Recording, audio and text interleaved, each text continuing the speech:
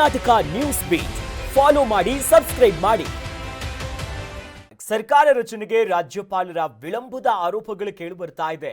ಇದೀಗ ತಮಿಳುನಾಡಿನ ಗವರ್ನರ್ ವಿರುದ್ಧ ಅಸಮಾಧಾನಗಳು ವ್ಯಕ್ತಪಡಿಸುತ್ತಿದ್ದಾರೆ.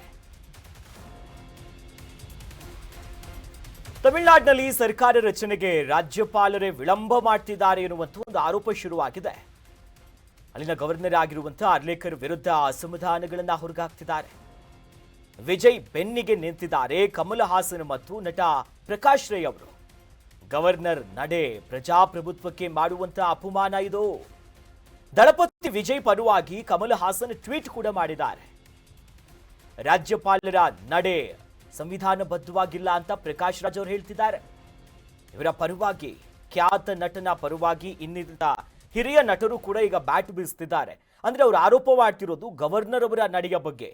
ಸಾಮಾನ್ಯವಾಗಿ ಗವರ್ನರ್ ಅವರ ಡಿಸ್ಕ್ರಿಷನ್ ಎಲ್ಲಿವರೆಗಿರುತ್ತೆ ಅನ್ನೋದು ಒಂದು ಚರ್ಚೆ ಆಗುತ್ತೆ. ಸಂಪೂರ್ಣವಾದಂಥ ಸಪೋರ್ಟ್ಗಳು, ಸಂಪೂರ್ಣವಾದಂಥ ಅಧಿಕಾರಗಳು ಅವ್ರ ಜೊತೆ ಇದೆಯಾ ಇಲ್ವಾ ಅಂತ. ಈ ಹಿಂದೆ ಸುಪ್ರೀಂ ಕೋರ್ಟ್ನಲ್ಲೂ ಒಂದು ಲ್ಯಾಂಡ್ ಮಾರ್ಕ್ ಜಡ್ಜ್ಮೆಂಟ್ ಆಗಿತ್ತು. ಎಸ್.ಆರ್. ಬೊಮ್ಮಾಯಿ ಅವರ ಪ್ರಕರಣ. ಎಸ್.ಆರ್. ಬೊಮ್ಮಾಯಿ ಅವರು ನಮ್ಗೆ ಗೊತ್ತು, ಬಸವರಾಜ ಬೊಮ್ಮಾಯಿ ಅವರ ತಂದೆ. ಈ ಫೆಡರಲಿಸಂ ಸಂಬಂಧಪಟ್ಟಂತೆ ಅಂದ್ರೆ ಕೇಂದ್ರ ಮತ್ತು ರಾಜ್ಯಗಳ ನಡುವೆ ಇರುವಂಥ ಸಂಬಂಧಗಳ ಬಗ್ಗೆನೇ ಈ ಡೈರೆಕ್ಷನ್ಸ್ಗಳಲ್ಲಿ ಬಹಳ ಎತ್ತಿ ಹೇಳುವಂಥ ಕೆಲಸ ಆಗಿತ್ತು. ಹೇಗಿರುತ್ತೆ ಯಾಕಂತಂದ್ರೆ ಇಂಡಿಯಾ ಯೂನಿಯನ್ ಆಫ್ ಸ್ಟೇಟ್ ಅನ್ನೋದಾಗ ನಾವು ಗಮನಿಸ್ತಾ ಹೋಗ್ತೀವಿ. ಆ ನಿಟ್ಟಿನಲ್ಲಿ ಈ ಪ್ರಕರಣ ನೋಡಿದಾಗ ಸುಪ್ರೀಂ ಕೋರ್ಟ್ ಬಹಳ ಕ್ಲಿಯರ್ ಆಗಿ ಹೇಳಿದೆ, ಮೆಜಾರಿಟಿ ಪ್ರೂವ್ ಆಗುವಂಥದ್ದು ಲೋಕಭವನದಲ್ಲಿ ಅಲ್ಲ, ಅದು ಸೆಷನ್ ಅಲ್ಲಿ ಆಗುವಂತಹ ಈ ಸಭೆಯಲ್ಲಿ ಅದ್ರ ಬಗ್ಗೆ ಚರ್ಚೆ ಆಗ್ತಾ ಹೋಗ್ಬೇಕಾಗುತ್ತೆ. ಅಸೆಂಬ್ಲಿಯಲ್ಲಿ ಪ್ರೂವ್ ಮಾಡಬೇಕಾಗುತ್ತೆ. ರಾಜ್ಯಪಾಲರು ತಮ್ಮ ರಾಜ್ಯ ಭವನದಲ್ಲಿ ಇದನ್ನ ಕಂಪ್ಲೀಟ್ ಆಗಿ ಲೆಕ್ಕಾಚಾರ ತೆಗೆದುಕೊಳ್ಳಬಾರದು ಅಂತ ಎಸ್.ಆರ್. ಬೊಮ್ಮಾಯಿ ಪ್ರಕರಣದಲ್ಲಿ ಸುಪ್ರೀಂ ಕೋರ್ಟ್ ಬಹಳ ಸ್ಪಷ್ಟವಾಗಿ ಅಭಿಪ್ರಾಯಗಳನ್ನ ಹೊರಗಾಕಿತ್ತು.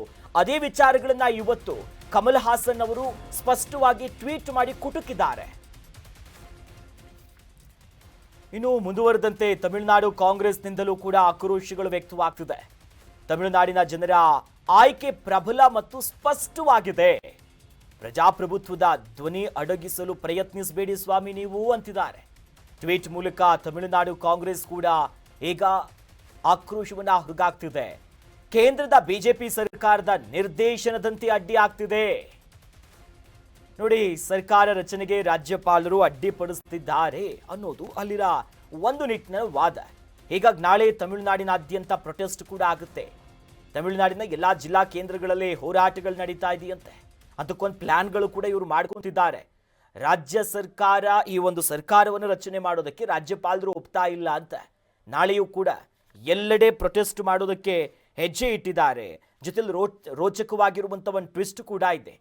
ಕಾಂಗ್ರೆಸ್ ಕೂಡ ಅದೇ ವಿಚಾರ ಪ್ರಸ್ತಾಪ ಮಾಡ್ತಿದೆ. ಕಾಂಗ್ರೆಸ್ ಈಗ ಟಿವಿಕೆ ಪಕ್ಷದ ಜೊತೆ ಕೈ ಜೋಡಿಸೋದಕ್ಕೆ ರೆಡಿ ಆಗಿದ್ದಾರೆ. 5 ಸ್ಥಾನ ಗೆದ್ದಿರೋದು, 5 ಜನ ಕೂಡ ಇವ್ರ ಜೊತೆ ಕೈ ಜೋಡಿಸ್ತಾರೆ.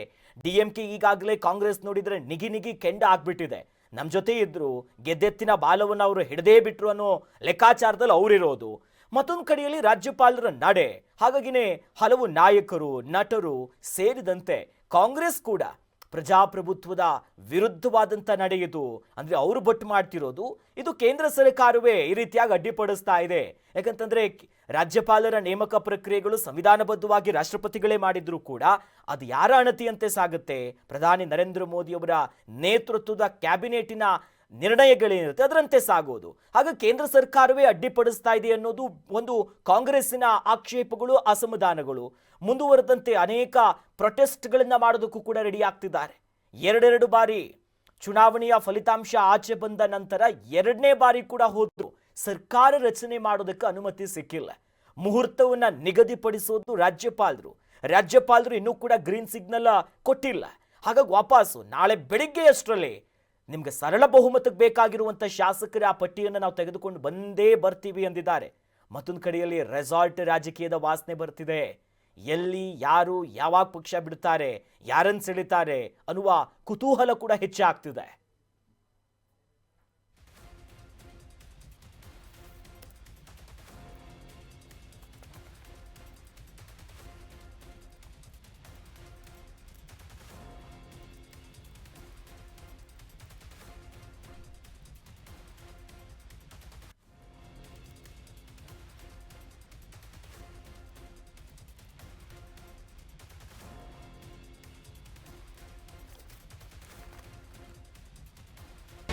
ಕರ್ನಾಟಕ ನ್ಯೂಸ್ ಬೀಟ್ ಫಾಲೋ ಮಾಡಿ, ಸಬ್ಸ್ಕ್ರೈಬ್ ಮಾಡಿ.